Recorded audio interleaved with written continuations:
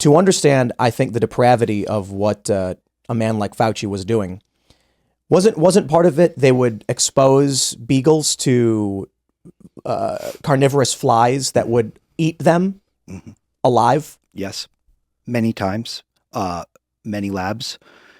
There wasn't just one lab. I think we're up to 8 so-called Beaglegate labs, give or take. I'm in the business and I'm losing track of how many there have been. So you're correct. Back in 2016, one of the very first labs we ever exposed was a Fauci beagle experiment with sandflies. That you're talking about, the carnivorous feeding dogs to flies. Live dogs, beagle dogs, no pain relief, no anesthesia, in which they feed them alive to carnivorous flies. Wow. That was one of the very first experiments we ever exposed. We weren't even thinking Dr. Fauci at the time. It was a lab they were doing the experiments on at NIAID, the national at the National Institutes of Health, Fauci's NIAID, in-house. He was doing it in-house. And wow. So, but the ones that went thermonuclear, that became the talk of the town, that didn't happen for another 5 years, right? So fast forward from 2016 to 2021, we exposed it yet again, another variation on a theme in which they were feeding dogs to flies, but this time outsourcing it to the University of Georgia. Okay. Wow. So they were doing the same thing. They're over the span of 5 years or longer, they just keep feeding dogs alive to carnivorous flies on the taxpayer's dime, repeating the same thing over and over again. They're putting dogs in like a sealed space, container, cage, or whatever, with hordes of flies that just start eating them. Mm-hmm. Yes. Why? Well, they were doing. I mean, look, LI is the name of the disease. It's a tropical disease, and long story short, it's a terrible disease. But Americans don't get it. I mean, they just don't. But we're paying for it for the so-called research, and they were they put the capsule on the dog full of what they call they deprive the flies of food, so they're hungry. Right? They don't give them food for a number of days, so they're extra hungry. And then there's no other way to put it. Sealed container of the flies onto the dog's body. Correct. And then the flies have nothing to eat but just the flesh of the dog right there. Correct. Man, on their ears. Starting off so dark. So anyway, it is dark. I mean, it's look. White coat waste is a project to get the government out of wasteful spending on animal testing. But the kind of experiments we're talking about, they range from the sadistic, feeding dogs to flies, to the silly, monkeys smoking crack, or rats vaping on Juul devices. Monkeys smoking crack, sure, or cocaine, and nicotine addiction experiments. They run the gamut, right? Man, from sadism to silliness, stupid, but also significant. That's the other word, S word here. I mean, and that's Wuhan. Gain of function. I mean, it may not be silly or stupid, but sadistic might not be the word you'd use, but significant. This is exactly where it goes. We can talk about why people should pay attention to wasteful government spending. We can talk about why they should pay attention to wasteful government spending on animal experimentation.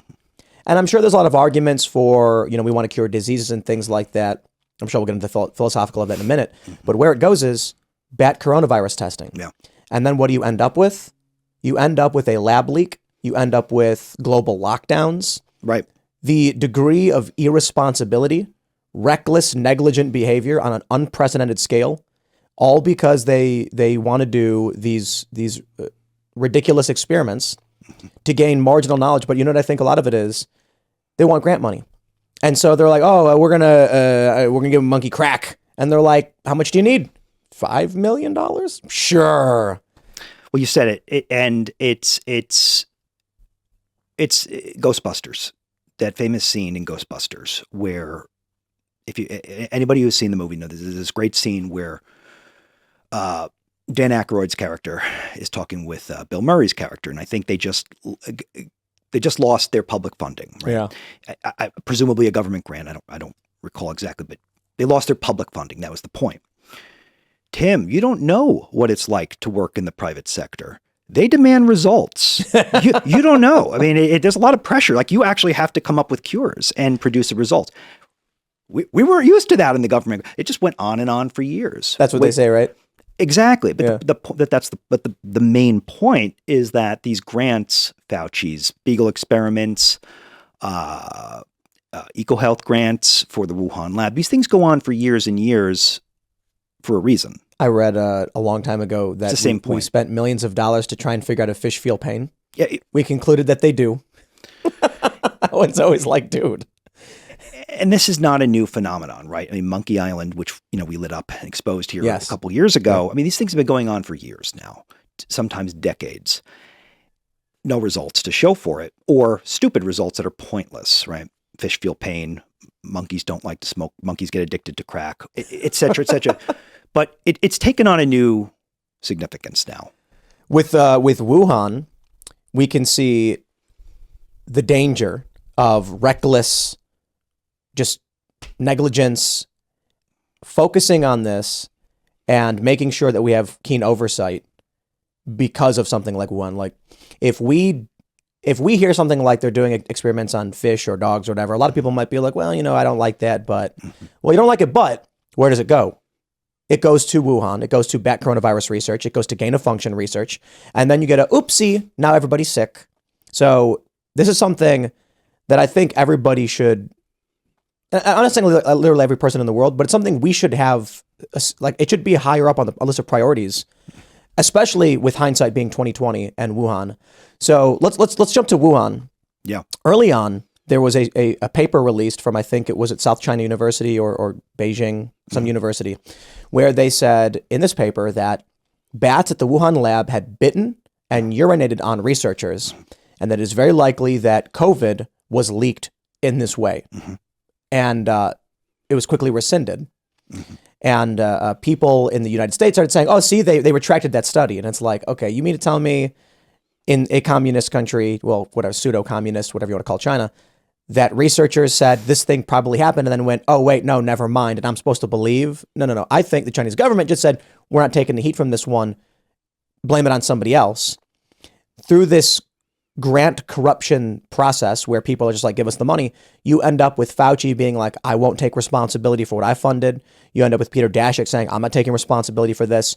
And a strong economic incentive to deny any involvement. And because they delayed on reporting what really may have been the core, what may have started this, it put us back months or years in terms of figuring out how we could prevent it and how to respond to it. Because a handful of, I'm just going to say, I think these people are evil. They could have come out with honor and said, guys, we screwed up. Here's everything we have on this. Hopefully this prevents the worst from happening. Instead, they said, don't look at me. Then the media comes out, lies to protect them. Nobody wants to take responsibility, and the world suffered because of it. You said it. What if they said, look, what started with noble intentions, we were trying to prevent the next pandemic. Okay, it was a high risk, high reward scenario, this gain of function stuff. We're going to do these experiments on humanized mice, animal experiments, rounding up wild bats full of deadly diseases and transport them back to places like Wuhan. Experiment started with noble intentions. We were trying to accelerate the pace of vaccine development and cures. And you know what? It backfired. We now know that we have to get our hands around this with public policy for the future. That's not what they did. No. What they did was exactly, they covered it up. And they called us conspiracy theorists. They censored us. They flat out said it's impossible that this was a lab leak. This didn't happen. It couldn't have happened. I mean, it happened to our investigation. Who was the guy who initially came out and said, looks like a lab leak? And then he gets a call from Fauci and he goes, actually, it wasn't. one of the minions, one of the white coats on Fauci's payroll for, one of the virologists on on one of these guys, these Dan Aykroyd types in Ghostbusters, you don't on the payroll for many years, and that's exactly what happened. One of these grantees spotted it. We now know that from the FOIA investigation, the Freedom of Information Act releases that, hey, this thing looks engineered. This looks a little suspicious. It could be, could be manipulated in a lab. Well, we find out about that 2 years after the fact, give or take. Yeah. But they could have come out and said, look, when you make nuclear weapons, you get a broken arrow once in a while, and an accident happens. It doesn't mean it was nefarious. If accidents happen, we got to clean it up now.